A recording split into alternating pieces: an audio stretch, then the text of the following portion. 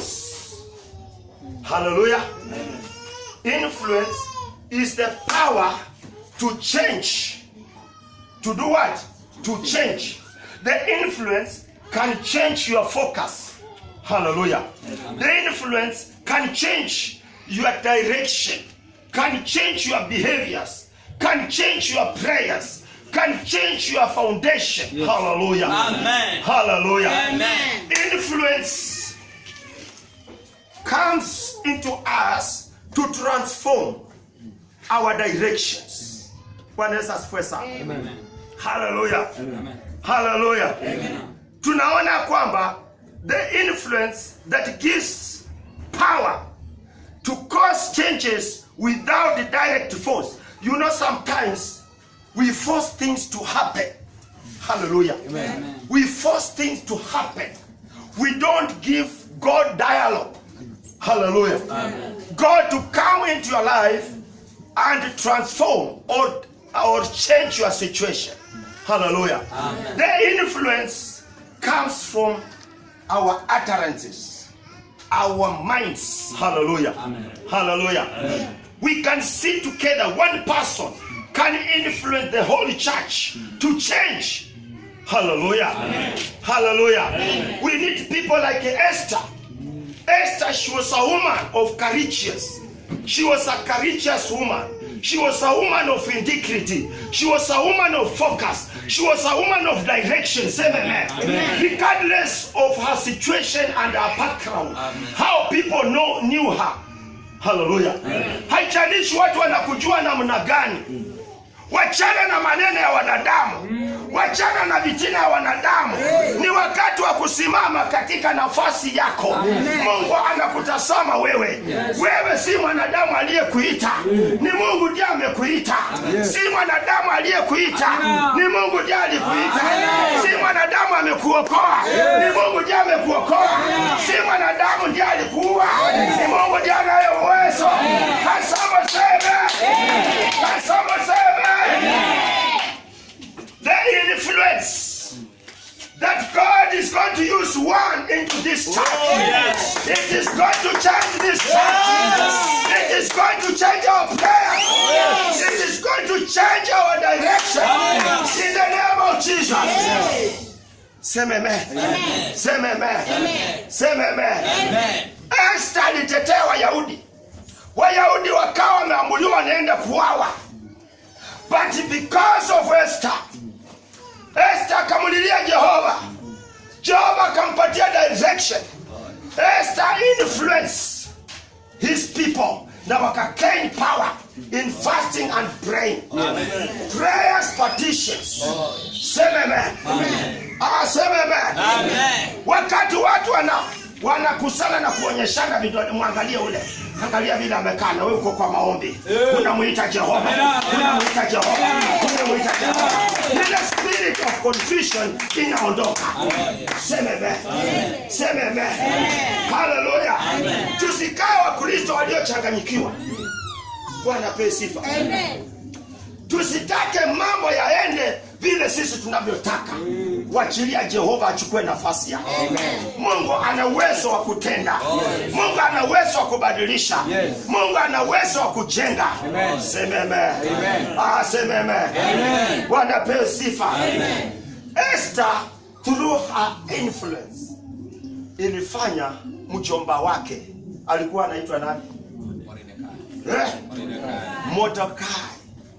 Amani alikuwa ni mfalme, ni kiongozi wa jeshi kubwa la mfalme. Akawa ameona wivu, akaona wivu kwa ajili ya Mordekai. Akasema kwamba Mordekai, mtalie mkeni tu, hata kuache. Hao watu wanaendelea na wanazidi kupanuka, hao watu watatusidi mahali hapa. Akaenda kwa mfalme. Mfalme ndio huyo amekaa kwa ofisi. Sema amen. Sema amen. Amani akamfuata. Akasema kwamba wewe mfalme, ninataka leo ukaidhinishe, uweke sahihi ili hao Wayahudi Mordekai wapate kuuawa. na Wayahudi wote. Halo. Bwana Yesu asifiwe sana. Esther alipopokea habari, Esther neno linasema alirarua nguo zake akavaa magunia. She looked so ugly. Say amen. But she told God, I'm not going in flesh. I'm not going to the king by my power, but I'm going by the grace of the Lord. Amen. Bwana Yesu asifiwe sana. Amen. Na kumfikia mfalme halikuwa jambo rahisi. Esther akatoka akakonga mlango wa mfalme, akaingia. Esther amechafuka. Mfalme akashutuka, maana Esther hakwenda kama yeye, alienda through the direction of the Holy Spirit. Yes. The Bible says God released the whole power. It arrested every forces there. Wow. Sema ya. Wakati wewe umemtegemea Mungu katika ile ofisi unaingia, haijalishi ni ofisi imepandwa kwa misingi ya miungu, Bwana anasema malaika wa Bwana wataenda wazuia, wafunge mahali pale. Halo? Ile miungu itafungwa midomo. Itafungwa midomo. Niko pale lakini uwepo wa Bwana umesingira. Hallelujah. Hallelujah. You know, I like sometimes going back to the history. I normally see how the Americans, when they come here, or the Israelites, the president of America, or a big person in the government, when he comes, the Bible, the history says that these people comes with a machine, some machines. When they come, it blocks every communications. Hata wewe unanipigia simu, pastor, sijui nini, hawa ndio wanasikia, inaingia kwa. Hallelujah. Hallelujah. Hallelujah. Wananasa network ya Kenya. Communication zote mpaka zipitie kwao wasikakue. Maana they have proper security. Sema amen. When you trust in God, when you believe into His word, like Daniel did, the Bible says God will release His power to shelter you. Amen. Any word that you are going to speak before your enemies, it is going to address their power. Any communication, any discussion they do across the line, you are going to receive it in the name of Jesus. Amen. Hallelujah. Amen. Haman alijua ya kwamba hii ni siri. Wale hawatajua. Esther hatajua. Lakini nataka nikwambie, aliyeroka usiku alitambulikana. Bwana anasema kwamba zile siri zilizojificha kule gizani nitasitoa, zitaonekana. Halo? Sema haleluya. Siri ilikuwa inaendelea, Wayahudi wawe na Mordekai awawe. The Bible says he released the secret box of the people, and they received the true fact about their lives. Amen. Say amen.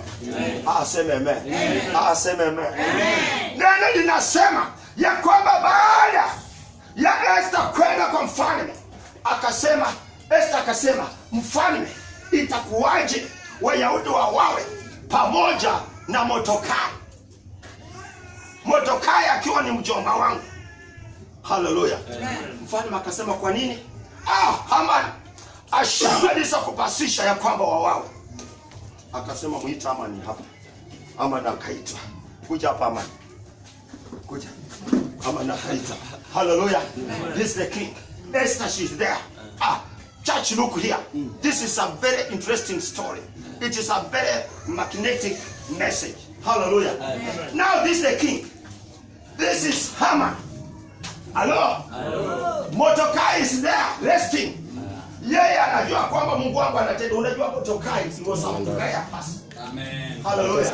Yeye anaendelea kuomba, anatumainia Mungu. Hataki kujua ni lipi limepangwa juu yake. Hataki kujua wanampanga kummaliza, wanapanga kumfanya nini. Lakini Mordekai yeye alikuwa amemwatazama Jehova. Sema amen. Ama ndio yeye ameitwa. Na Esther kako pale. Kasichana ambapo kamedharuliwa, kasichana ambapo hakana kama vile mnasema. Sema amen. Mungu amekapatia kibali mbele ya mfalme. Mfalme anasunguka kwa kiti akimtazama. Anasema tu basi leo lazima jambo litendeke. Sema amen. Akauliza Haman, hebu sema imekuwaje? Oh, you know, you see. Sema imekuwaje? Sema amen. Akasema sasa sikia, uamuzi wako umekanushwa. Amen. Yale ulikuwa unataka huyo apitie, wewe ndio unaenda kupitia. Sema amen. Mungu akaamrisha Hamani apepwe, haenda dunduka kwa msalaba aliyekuwa ametengeneza kwa ajili ya Mordekai, adunduka juu yake. Pigia Yesu makofi. This is the time. Sema amen. Hii ni wakati ambapo Jehova anaenda kukanusha yale maadui zako wanakupangia, wanaenda kutubukia wenyewe. Ile shimo ndio shimo, wanaenda kuingia wenyewe. Ile uchawi walioteka, wanaenda kutubukia wenyewe. Ile majini yao, wanaenda kuingia wenyewe. Sema haleluya. Sema amen. Sema amen. Unapomtumainia Mungu, nataka nikwambia kwamba maisha yako itakuwa ya kawaida. Haleluya.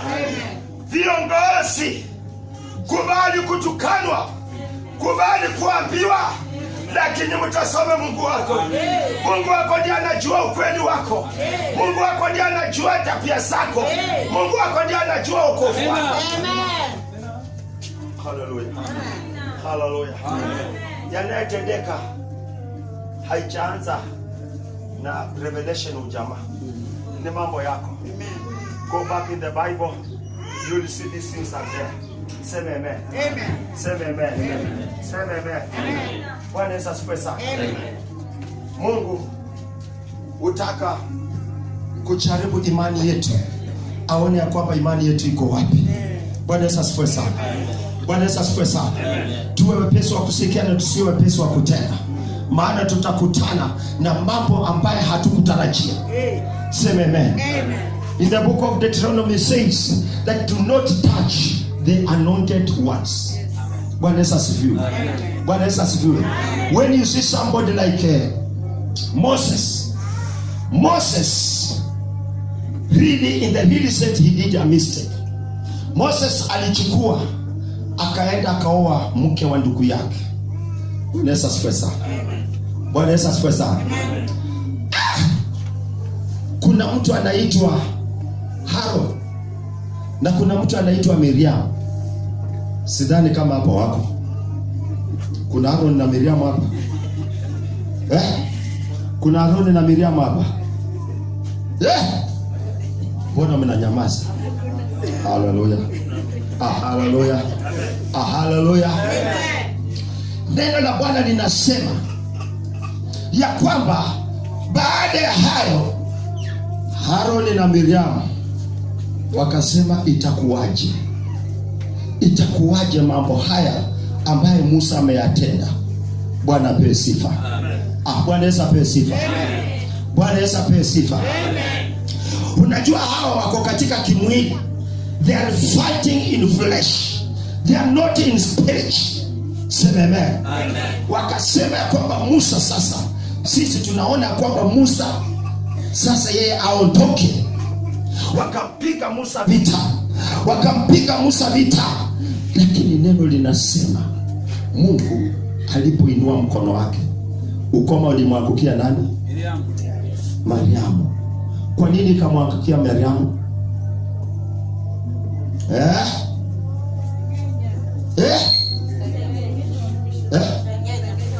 Kusengenya. Kwani Aroni hakusengenya? Aroni alisengenya. Kwa nini Aroni hakushikwa na ukoma? Alikuwa kuhani. Sema amen. Kuhani wako na favor from the Lord. Their sacrifice, their commitment, God to judge them, it takes time. Hallelujah. Because they have been representative of God's ministry. Amen. Bwana Yesu asifiwe sana. Wamepewa kibali, ni kama mbunge na minister wa President Uhuru. Haleluya, haleluya. Huyo mbunge hawezi kushindana na minister. Haleluya. Na yeye hawezi kumfuta minister. Ni president afanye nini? Bwana Yesu asifiwe. Sasa ingine tunaingia kwa mambo ambayo iko above our level. Let us fight what is on our level. Bwana Yesu asifiwe sana. Makuhani waachieni Mungu. Makuhani waachieni Mungu. Hiyo si kazi yako. Sema hiyo si kazi yako. Sema hiyo kiatu leo ninaivua. Sema hiyo kiatu leo ninaivua. Nitasimama na nafasi yangu. Nitamtumainia Mungu wangu. Nitamtazama Mungu wangu. Mwambie jirani yako, jirani, toka kwa makuhani. Utapigwa na ukoma. Ukoma unakuja. Ukoma unakuja. Sema amen.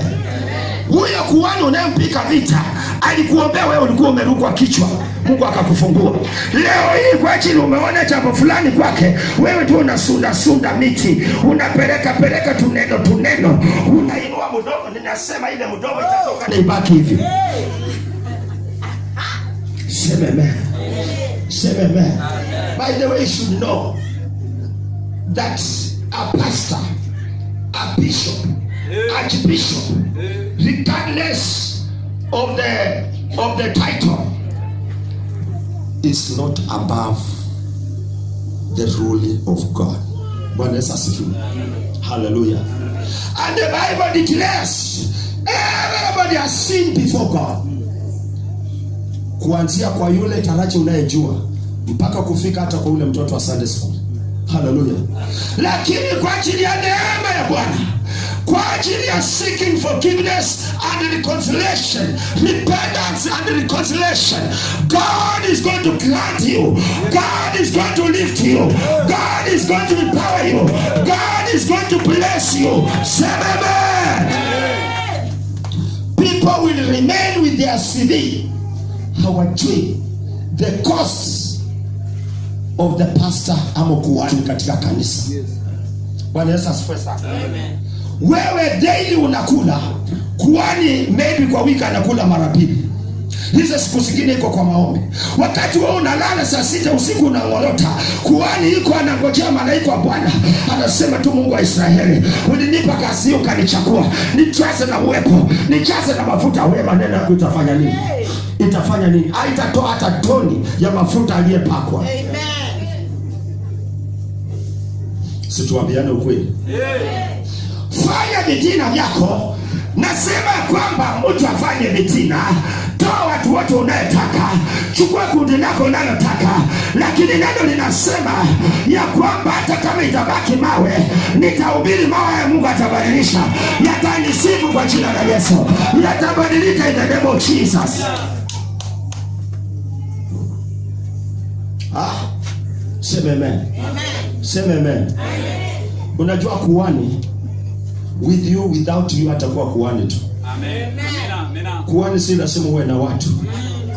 It's a title from God. Amen. It's an anointing from God. Amen.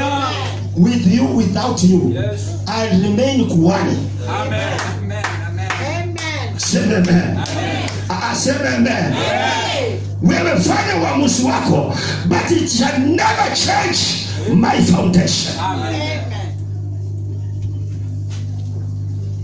Poleni, tuko kwa mafundisho. Hata sasa siende kwa mahubiri. Sema amen. Sema amen. Time yangu iko karibu kuisha.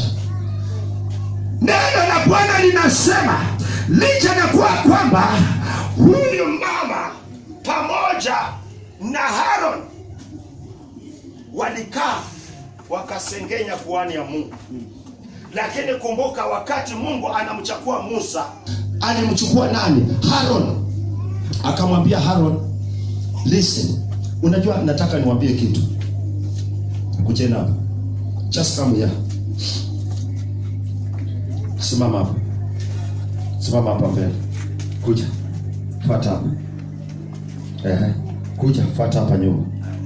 Now listen. Listen, there is a purpose why there is number one. Kanisa tuhubiri pamoja. Kuna sababu kwa nini kuna namba moja. Kuna sababu kwa nini kuna namba mbili. Kuna sababu kwa nini kuna namba tatu.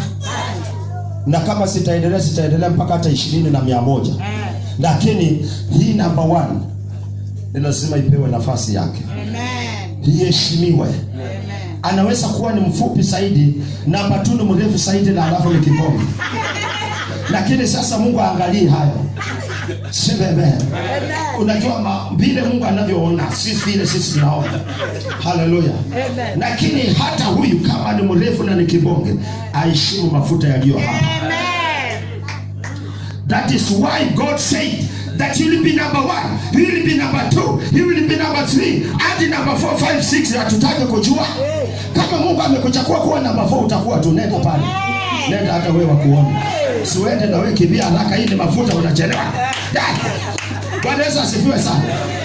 Bwana Yesu asifiwe sana. Tuseme, let us just take for granted this number 4.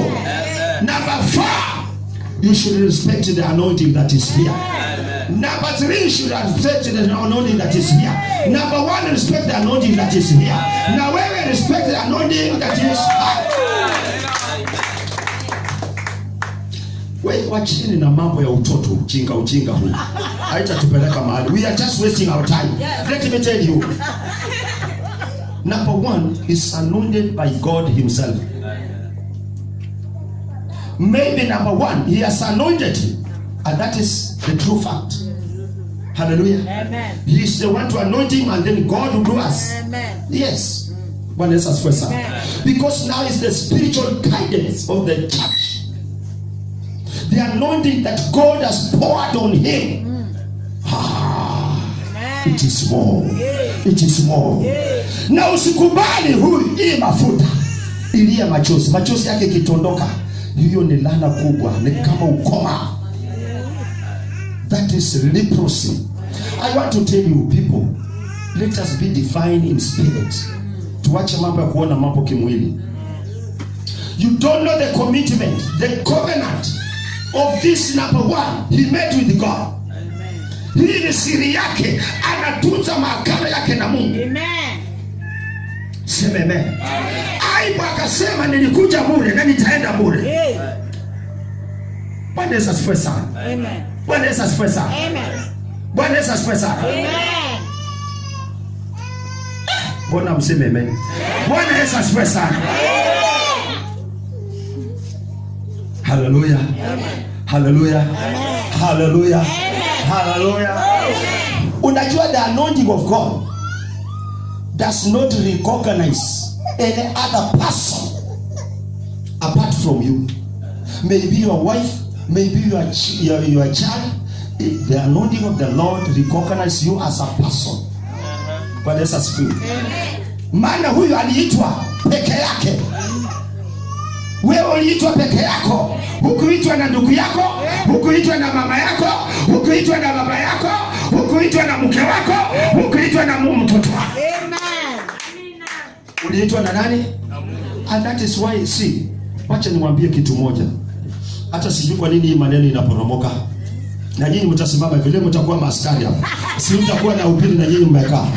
Mtasimama hapa. Kwa nitakuwa natoa maneno yangu bure na nyinyi mnafanya kwa miti. Wasimama hapa. Si ndio? Sema haleluya. Wewe nikisema haleluya nataka kusikia sauti yenu zaidi kuliko hapo. Sema haleluya.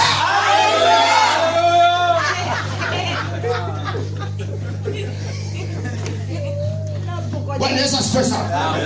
I want to speak something. Unajua mambo sitaki kwenda, maana ninataka nikimaliza hii nataka kukutana na nyinyi wote. Today I have a revelation. Say amen. You can see somebody called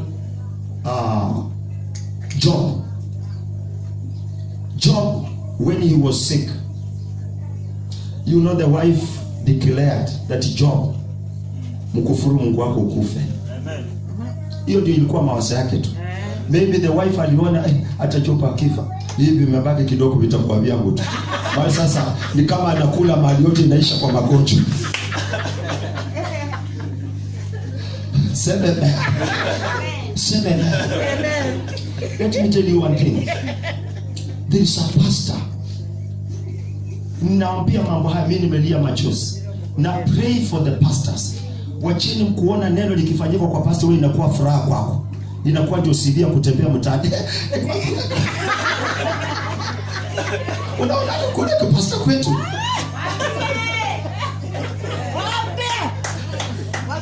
Leo atapewa.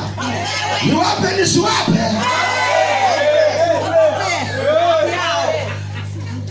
A pastor.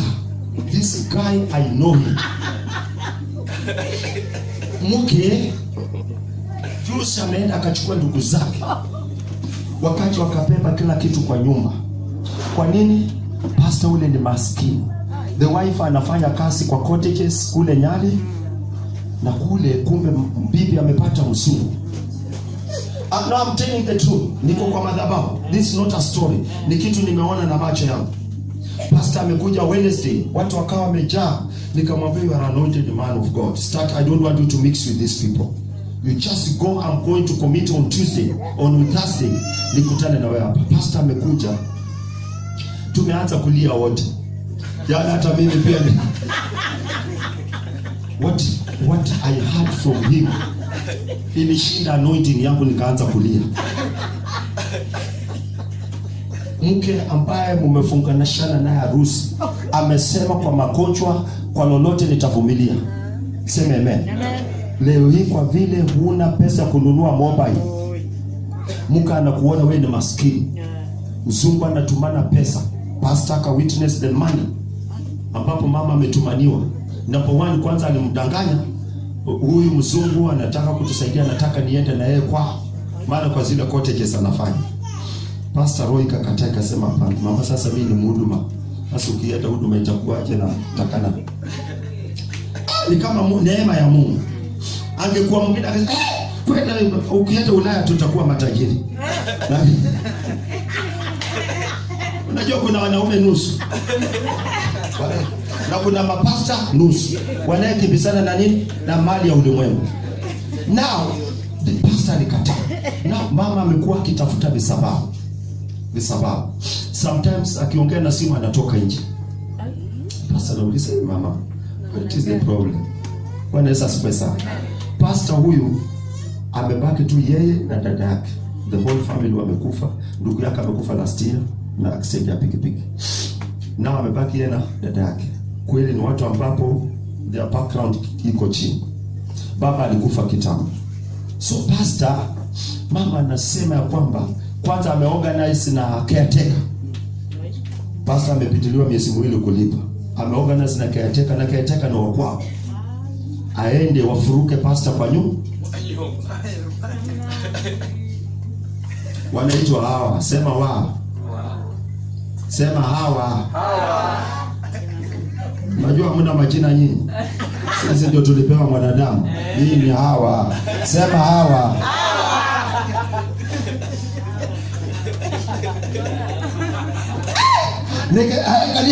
Angalia mama ngupa amebulalia kweli. Anasema baba, kama kuna mchangumo umemulisha. Angalia vile amekulalia. Sema amen, lakini hiyo na anointing. Sema haleluya. Mama akaorganize, but God revealed to the pastor. Madam pastor huyu upitiliwa, lakini wanamuelewa. Wanga analipa yote. Sasa kitu ikafanyika, mama akampikia simu kama bahati iko hapo. Kama ushamtoa. Na huyu naye anasikia, unajua volume ilikuwa juu. Sasa mama alikuwa anatafuta sababu ili yani wafanye nini? Watipati. Asema sasa wewe mimi umefukuzwa nyumba, umeshindwa kulipa nyumba, sasa mimi wacha nishike njia yangu niende niangalie vile nitakaa. Hiyo iliposhindikana, that is when now mama alienda akachukua ndugu zake wakati wakabeba nini? Na ndugu zake, the whole family wanajua mambo ya mzungu. Now they have been convinced that later aende kwa mzungu, maisha yetu itabadilika. Sema amen. Mama akatoka, kaenda akapangisha nyumba. Akachukua na watoto akaenda. Mwezi huu ambao umepita, si mwaka wa jana, mwezi huu. Pastor amebaki na akasema mbele ya ndugu zao ya kwamba ninatoka kwa huyu mtu Tena naita huyu mtu. God forbid. Natoka kwa huyu mtu. Huyu mtu ni maskini. Hawezi kulipa nyumba, chakula anunui. Kwani mimi alinioa mimi ndio bwana yake ama mimi ndio bibi? Sema amen. Bwana naye ametulia. Najua mnyonge hana haki. Walisho utafanya nini? Haleluya. Mama yuacha na samaki, ujue samaki imetoka hapo, kumbe samaki ni mzungu. Tuacha hapo, sema amen. Now what I want to say, ukiangalia Ayubu angesikiliza sauti ya mkewe, Ayubu angekufuru Mungu na ingekuwa kwisha. Bwana apewe sifa. Amen. Bwana apewe sifa. Amen. Solomon was a very powerful king. Solomon ndio mfalme wa kwanza kujengea Mungu hekalu. Inaitwa King Solomon Temple in Israel. Tunaingia ni kama hii kiwanja yote kwenda huko. Akachukua mali yote akamjenga. Solomon mke wake kwao walikuwa ni watu wanaabudu miungu wachawi. Mungu saa nyingine utuletea majaribu na akijua kwamba hilo jaribu litakufanya usimame. Solomon aliongoza, lakini mke wake alijaribu amconvince Solomon aanze kuabudu miungu ya kwao. Solomon akawa amekataa. Unajua falme wa zamani walikuwa wanachakuliwa watu ambao wameokoka. Mwende na nyinyi mnatingisha vitu mnasema ndio. Jini moto. Si wanga wanamwambia sema haleluya. Leo ndio atasema haleluya. Neno linasema Solomon mke wake ilipofika mwendo wa saa 9 kuna kachumba kalikuwa kamejengwa hapo, maana Solomon respected the wife. Akawa amejenga kachumba, ameweka pale miungu yake. Alipoenda pale, kumbe Mungu amezuka ukora wake. Anataka kumconvince Suleiman afanye nini? Unajua mama akiwa anakuhitaji, hata ufanye nini? Utaroka tu. Tachukuta na shibungu unakimbia huko nje. Sasa mama alipoenda pale, akatoka kule mbio, akakuja, mfalme akamuuliza, "Ni nini?" Akasema, "Njoo uone, Mungu wangu amekufa." Solomon akafanya wewe njoo. Solomon akafuatana. Sasa akamweka wapi? Mbele. Na pale kwa ile nyumba ukitaka kuingia lazima ufanye nini? Sasa inama ingia kwa miungu yetu hiyo. Alipofanya hivyo akawa ameinamia nini? Miungu ya mke wake. Hapo sauti ya Mungu ikashuka, ikasema, "Suleiman, leo hii umeacha kuabudu Mungu aliye kweli, umeenda kuabudu miungu ya mke wako. Ufalme wako leo kofia inatoka." Pigia Yesu makofi mazuri. Bwana Yesu asifiwe sana. Bwana Yesu asifiwe sana. Sisemi ya kwamba tukufuru wake wetu, lakini katika mazungumzo, katika mienendo yetu, tusikize sauti ya Mwenyezi Mungu. Hey! Huyo mke ni mwanadamu, huyo mume ni mwanadamu, huyo pasta ni mwanadamu, huyo mzee wa kanisa ni mwanadamu.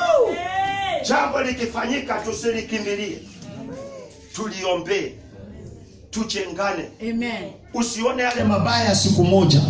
Angalia hata yale mazuri umeona kwa mchungaji wako kwa miaka 5, miaka 6. Angalia pale mmetoka na yeye. Angalia yale mmepitia ndani. Angalia ile ushuhuda umekuwa ukisimama hapa ukisema kwamba Pastor Chalanga.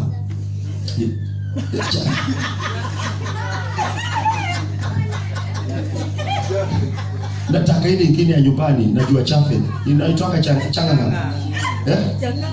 Kinganga. Pastor Kinganga. Bwana Yesu asifiwe sana. Pastor Kinganga. Wewe pastor, wewe sijui alifanya nini? Aliniambia nini? Unajua kwamba huyu ni mchungaji na ni mwanadamu. Bwana Yesu asifiwe sana. Na Pastor Kinganga kama amesema kitu kimekuudhi wewe, hata wewe pia una mtoto, ukimchapa mtoto aanze kukutukana, huyo mtoto hatakuwa na baraka. Huyo mtoto anaharibu maisha yake. Sema amen. Mtoto mzuri ni wa kuchapwa na ajue baba amenichapa, kuna jambo fulani. Dadi nisamehe. Kuna nini nimekosa? Kuna nini nimekosa? Huyo mtoto atafanikiwa. Huyo mtoto ataendelea. Huyo mtoto atabarikiwa. Maana ni mtoto anayenyenyekea kwa mafuta ya baba yake. Ndio neno linasema kwamba enyi watoto watiini wazazi wenu. Hii maisha yenu ya baadaye ya wewe. Unajua unasahau ya kwamba wewe uko hapa kijana. Unafanya kiburi ukimpiga baba wa kiroho mavita. Ukikusanya vijana wengine ukisema twende tumwache tuone vile atafanya. Yeye anarauka tu. Maana mzigo kwa anasema pembe ashindi. Ndofu ashindi na pembe lake. Na nyinyi mnisaidie Kiswahili. Sema amen. Anakuja. Abebe maspika alete. Apagusa fulani pange viti. Anakaribisha malaika wa Bwana wanakaa. Alafu unatoka. Unakuja unaweka matako pata. Ati mnaringia pasta. Ati mnakomea pasta.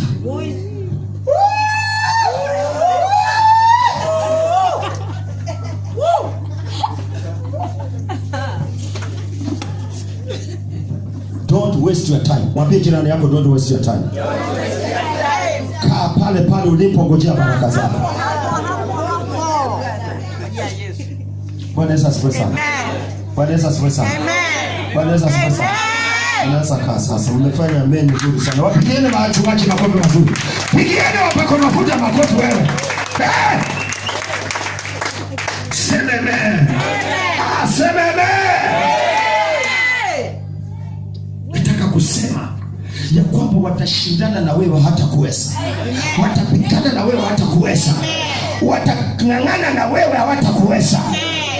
Kama Danieli alifanya bendera ikashukishwa chini. Wewe ni zaidi ya Danieli. Wewe ni zaidi ya Shadraka na Meshaka na Abednego. Sema amen. Bwana Yesu asifiwe sana. Kanisa, the first church,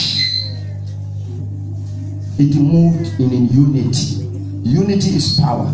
Tupendaneni na tutasonga. Amen. Ya mwisho, hii ni yako personal. Vile unasimamanga hapo unasema Jesus is my personal savior. Stand on your Jesus as your personal. Bwana Yesu asifiwe sana.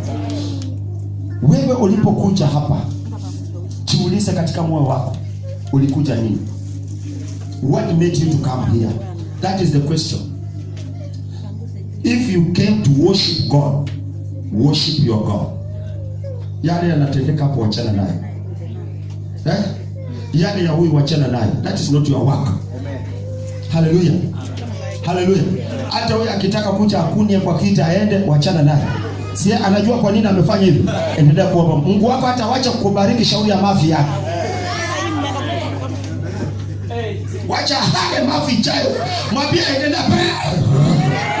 Naomba sema Mungu wangu unaniona hapa. Sema amen. Hallelujah. Tuko pamoja kanisa. Nataka kuona watoto wa ujamaa wa jameni, tushikane, tukue pamoja. Don't allow the outside element to come and disconnect you people. We are all brothers and sisters.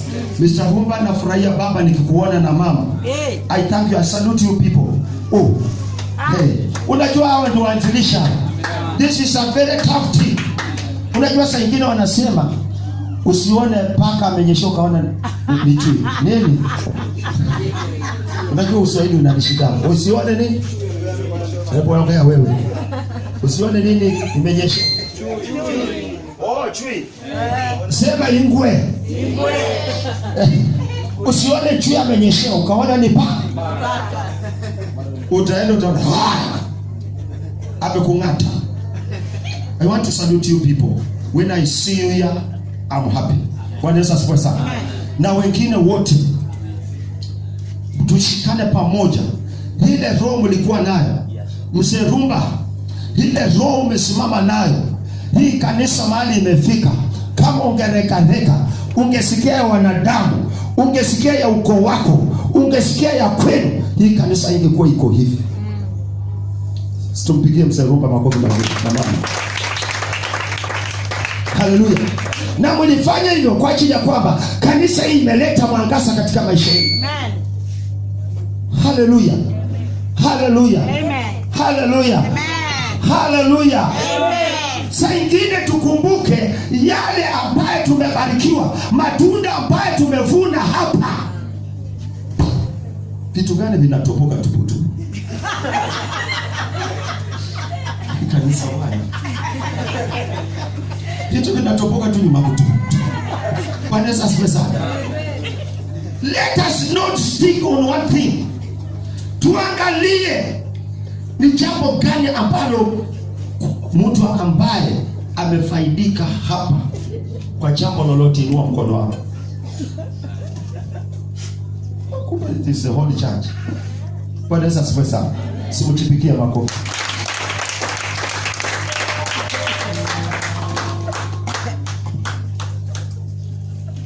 Bwana wabariki. Amen. Sema amen. Amen.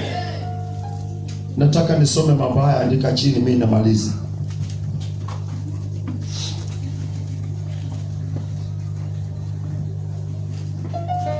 I want to say more about influence. Number one, tulisema kwamba influence is the power to cause changes. Andika hiyo. Influence is the ability to bring about change in another's beliefs. It is a weapon that we use to change somebody's belief. Through your influence, it is going to transform somebody's belief. Yani unaweza kukeuza mtu ambaye anaamini ndani ya uchawi, ukamuinfluence ndani ya neno la Mungu, akabadilika akaamini ndani ya neno la Mungu. Amen. Unaweza badilisha ndani ya mtu anaamini ndani ya mambo ya dunia, akategemea Mwenyezi Mungu. Sema amen. Hallelujah. Influence is not manipulation. Hallelujah. This is because manipulation is a type of force. Manipulation tunatumia nguvu. Tofauti ya manipulation and influence. Influence is ni idea. Maneno yako unayosungumuza inabadilisha mtu. Lakini wakati tunatumia kitu tunasema kwamba manipulation, tunatumia nguvu. Yaani ninasema wewe kwa lazima usipoacha wizi ninakuua. That one umetumia nini? Manipulation. Sasa Wakristo wa leo ni lazima tutumie nini? Influence. Maneno yanapotokezea, hata kama ni ya vita, hata kama ni moto unawaka, maneno yako ya influence, it is going to transform everybody. Na kasi ya Mungu inaendelea mbele. Lakini tukianza kutumia kifua kusema kwamba tunakoma vile nurses wanafanya, walimu wanafanya, hata kama utaongezewa ile mshahara haitakubariki. Utakuta kwamba mwisho mwezi unapata mshahara, mke ameanguka chini, unapeleka mapazo hospitali, ile percentage uliongezewa juu inaenda kwa hospitali, mwisho utasema ulirukwa. Let us not use Vanessa Spirit. Don't manipulate the word of God. Hallelujah. Hallelujah. Amen. Hallelujah. Amen.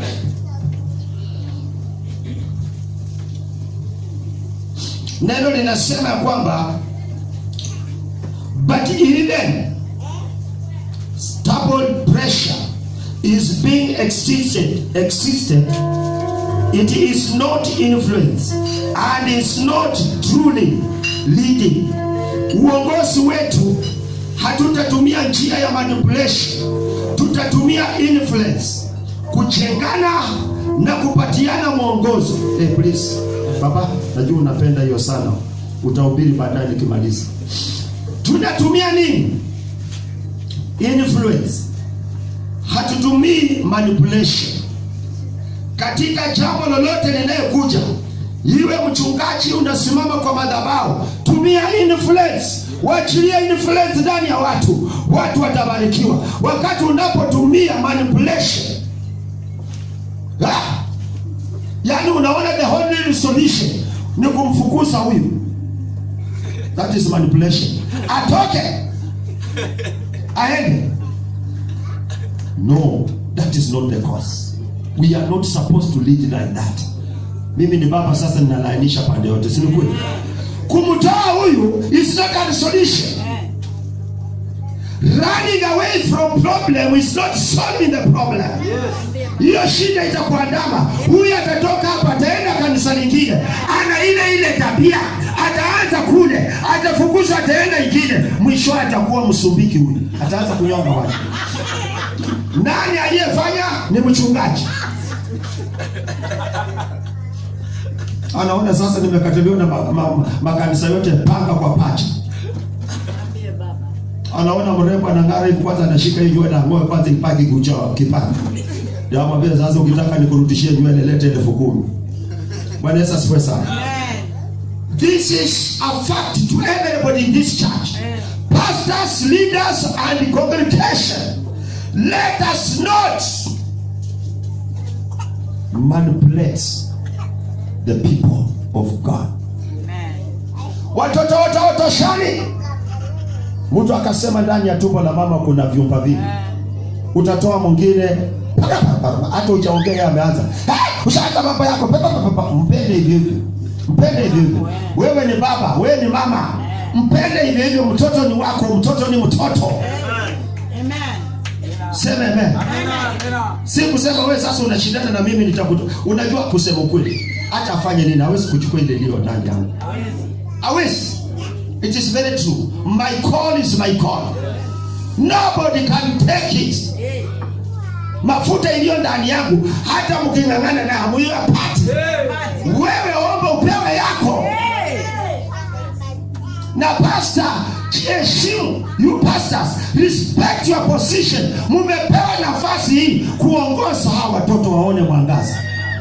Si kuwatembea bado mpimo. Nitakulaani. Pastor, umeitwa kulaani watoto. Na sasa wote wakiwa masinga umbwe. Utahubiria Rumba. Tutahubiria nani baba? It is our duty.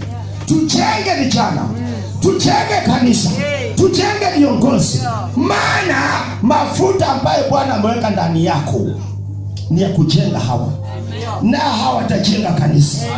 Si kazi yako kujenga kanisa, wewe unajenga hawa. Unapochochea mioyo yao, wakitoka wanajisikia nimebeba mafuta. Akienda kanisani anaambiwa kwamba sikiza, kuna bonus ya shilingi 10,000. Amepata bonus kutoka maneno ya baba aliyosema. Akitoka huko na shilingi 10,000, anakuja anasema jamani, Yesu ametenda. Sema hii bonus nimepata, nami nalipa nyumba ya pastor. Wakati baba kiroho anatapika maneno ya baraka ndani ya watoto, watoto wanapobarikiwa analeta kwa baba. Amen. Si ni kweli? Amen. Na watoto wote hawezi kupenda, hata mimi. Hata hapa pastor, hata hapa wananipikanga vitu. Usione yeye pekee, hata mimi wananichapa. Washaka peke yao wananiongelea, hata utasema jameni pastor tunaenda mbinguni. Lakini mimi nasema Mungu si ulinipa, nitafanya nini? Mimi ninanena tu uwafungue macho, maana ni vipofu. Hiyo ndio kazi ya baba. Wafungue macho, ni vipofu, wafanye nini? Waone, watambue huyu ni baba yetu. Hata kama ni mchawi ni baba, hata kama ni mwizi ni baba, hata kama ajikubaa ni baba. Sema ya. Sema ya.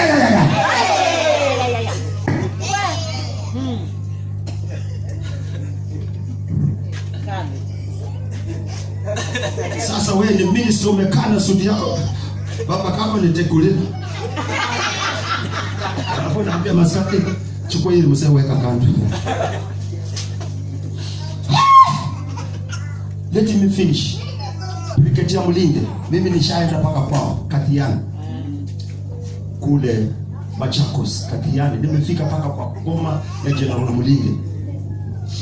I went there. General Mulinde ana 2 wives, wote ameweka kwa boma moja. Na let me tell you one thing, General Mulinde alikuwa analindwa zaidi hata kuliko president, because he's the voice of the nation. Yeye ameweka serikali serious, serikali ya nchi yote. Kwa hivyo alikuwa anachungwa sana kuliko hata president. Sasa anaenda kwao na bodyguards wake. Akifika kwa keti, anawaambia sikizeni, mwisho wenu ni hapa. That is my father. Anatoa zile nguo mamintila zile yote anafua. Anavaa nguo ya kawaida. Anaenda kwa baba yake, anakaa chini. Anamwambia huyu ni baba yangu. Hapa nimefika ni yeye na siwezi kumpita. I'm telling you the truth. Mimi nililia machozi nikasema na watu wote wangegundua hii siri.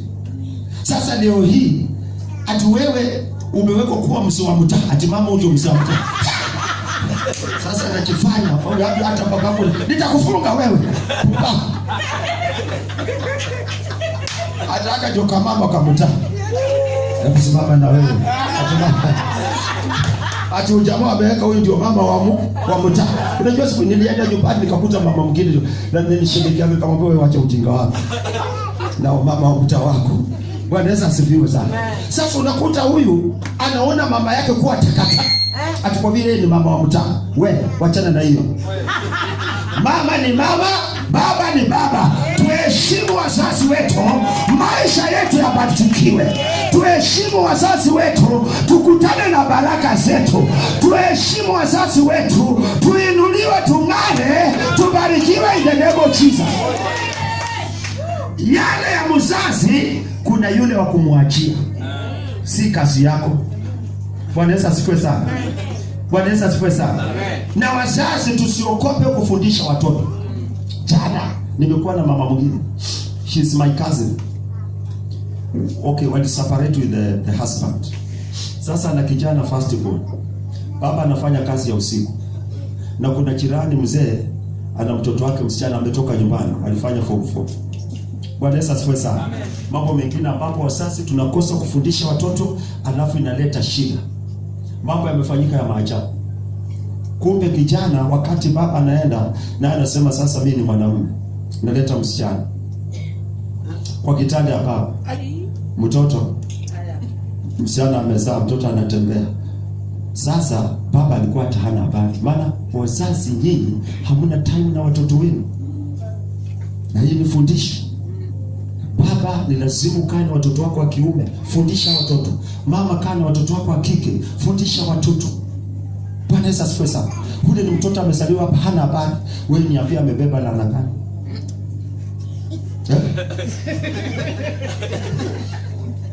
Ana ujuzi hata kuliko baba. Kwa kitanda hapo. Amelipua. Sasa mama analia, ananiambia babangu, tufanye nini? Sasa ni watu wameokoka, wanataka kuingizwa kwa vimila. Sijui waende walete kuku waweke chini kijana aruke. You can see there's things that it brings disasters because tumefanya a very big cup with our children. Alafu mambo imekuja digitali, nimesikia hapo. Sisi ni digitali. Ndio tembeeni hewani na digitali na akili. Ujio Mungu na analog tu. Mungu ana udigitali. Sasa unakuta kwamba vitu kama hivi vimeleta shida. Wewe niambie, that is now a curse. Imeingia for sure. Maana mtoto hajui, aliona tu kitanda ni kitanda. Sisi wakati tunakuwa bedroom ya mama tulikuanga tuingi. Uingi unasimama kule sitting room. Hata unaweza kulia kama mbuzi, saa nyingine amenyamaza. Lakini watoto wa siku hizi bedroom mama pata iko na sindiria ameingia. Na ni toto likubwa. Ndefu za chomoka kama za paka. Utaratibu umekosa. Na nyinyi wa Kristo wa leo, let us lay a strong foundation for our children. This is the coming church. Wewe unaondoka. Kisha ukiondoka unawacha hawa watoto wako katika njia gani? Unawacha familia yako katika njia gani? Ndio unakuta kwamba maboma mengi yamekuwa baridi, yamekwisha. Maana baba hakuweka misingi, mama hakuweka misingi, na mama wengine wakati unataka kuweka misingi, wachana kwanza. Hawa ameita shangazi yake, wachana na sereke, usicheze. Mama anasingira mtoto, baba akitaka, wewe nyamaza, tulia, ushaanza ndugu zako tena, anaongea mbele ya mtoto. Hata mtoto anakosa kuheshimu baba. Baba akimwambia anamwambia, baba ushaanza ndugu zako, maana alisikia mama akisikia.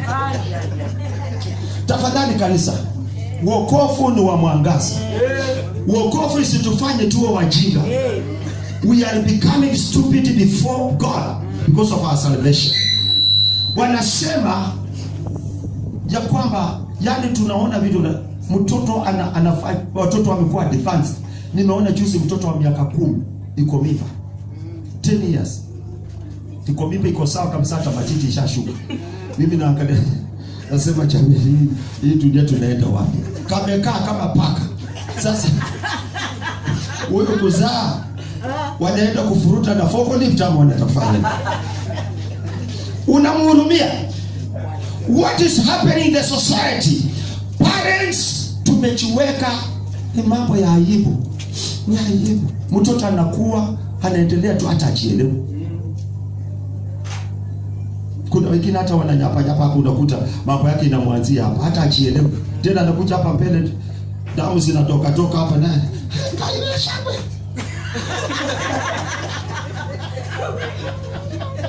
Uwe msichana na mama yake. Wanaweza stress.